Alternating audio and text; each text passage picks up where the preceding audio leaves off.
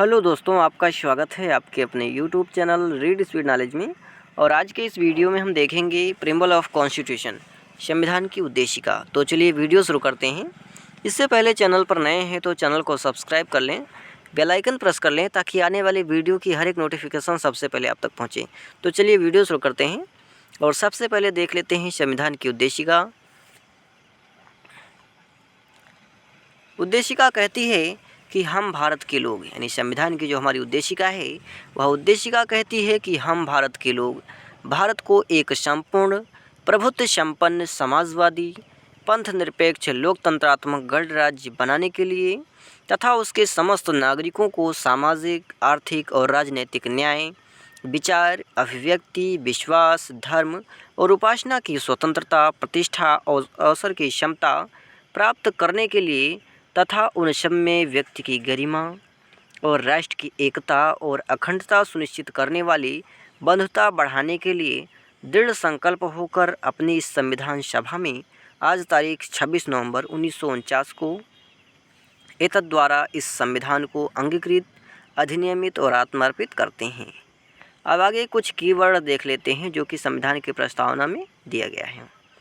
तो 42वें संविधान संशोधन अधिनियम 1976 के द्वारा प्रस्तावना में 3 नए शब्द जोड़े गए: समाजवादी, पंथनिरपेक्ष और अखंडता।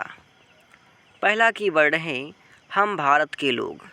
तो हम भारत के लोग जो शब्द है इसका तात्पर्य है कि भारतीय संविधान का स्रोत देश की जनता है, यानी जो भारतीय संविधान का स्रोत है वो क्या है, तो देश की जनता है।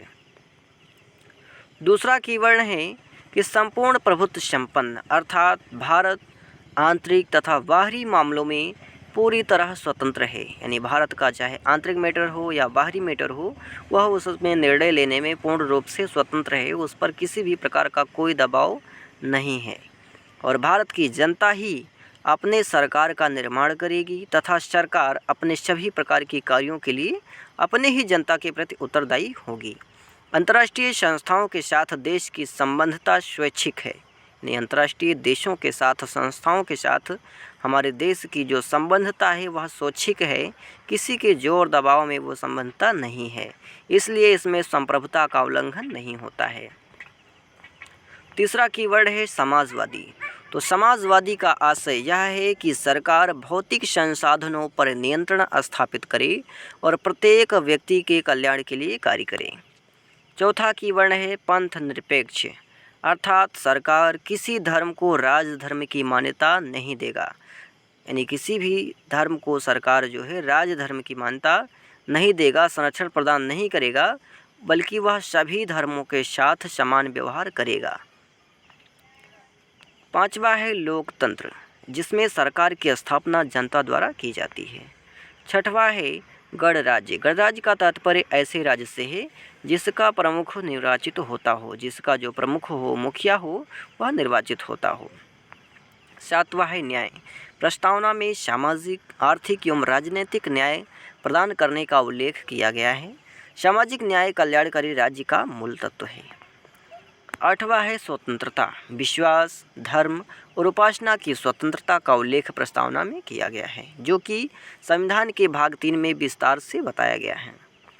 नौवां है समता। प्रस्तावना में यह कहा गया है कि सभी नागरिकों को प्रतिष्ठा और अवसर की क्षमता प्रदान की जाएगी। 10वां है व्यक्ति की गरिमा, अर्थात राज्य ऐसा वातावरण तैयार करेगा जिससे जनता सम्मानपूर्वक जीवन निर्वाह कर सके। 11वां है अंगीकृत, अधिनियमित और आत्मार्पित। तो अधिनियमित, अनियमित और आत्मार्पित से जो है तात्पर्य है कि हमने अपना संविधान स्वयं अंगीकार किया है और स्वयं बनाया है और स्वयं को हमने समर्पित कर दिया है। अब आगे कुछ प्रश्नों के उत्तर देख लेते हैं कि क्या प्रस्तावना संविधान का भाग है। तो उच्चतम न्यायालय ने बेरोवरी यूनियन AIR 1960 SC 845 के मामले में यह मत व्यक्त किया था कि प्रस्तावना संविधान का भाग नहीं है। 1960 में उच्चतम न्यायालय ने क्या कहा, तो उच्चतम न्यायालय ने कहा कि प्रस्तावना संविधान का भाग नहीं है, परंतु केशवानंद भारती बनाम केरल राज्य AIR 1973 SC 1461 के मामले में उच्चतम न्यायालय ने वेरूबरी यूनियन के मामले में दिए गए अपने निर्णय को उलट दिया और अभिनिर्धारित किया कि प्रस्तावना संविधान का एक भाग है। यानी पहले संविधान का भाग नहीं बताया, उसके बाद क्या कहा कि प्रस्तावना संविधान का ही एक भाग है। दूसरा प्रश्न है कि क्या प्रस्तावना में संशोधन किया जा सकता है? तो उच्चतम न्यायालय ने केशवानंद भारती बनाम केरल राज्य के मुकदमे में यह तर्क दिया कि प्रस्तावना संविधान का एक भाग है। उच्चतम न्यायालय ने क्या तर्क दिया कि जो प्रस्तावना है संविधान का एक भाग है, इसलिए इसमें अनुच्छेद 368 के अंतर्गत संशोधन किया जा सकता है। यानी पहले क्या कहा कि प्रस्तावना संविधान का भाग नहीं है, फिर केशवानंद के मामले में कहा कि हाँ, प्रस्तावना संविधान का ही एक भाग है, इसलिए इसमें अनुच्छेद 368 के तहत संशोधन किया जा सकता है। परंतु प्रस्तावना के उस भाग में संशोधन नहीं किया जा सकता। यानी प्रस्तावना के उस भाग को आप नहीं छू सकते, उसको आप नहीं मिटा सकते, उसमें आप अमेंडमेंट नहीं कर सकते जो संविधान के आधारभूत ढांचे से संबंध रखता है।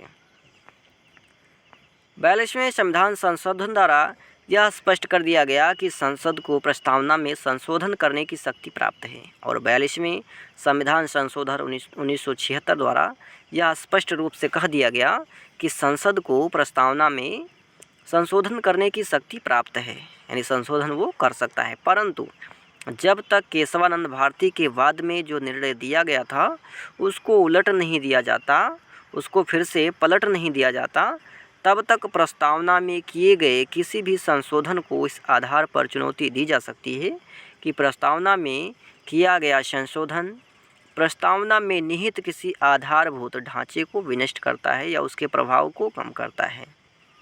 तो आज के लिए इतना ही, मिलते हैं किसी और वीडियो में। तब तक के लिए जानकारी पसंद आए तो ज़्यादा से ज़्यादा मित्रों में शेयर करें, लाइक करें और चैनल को सब्सक्राइब करें।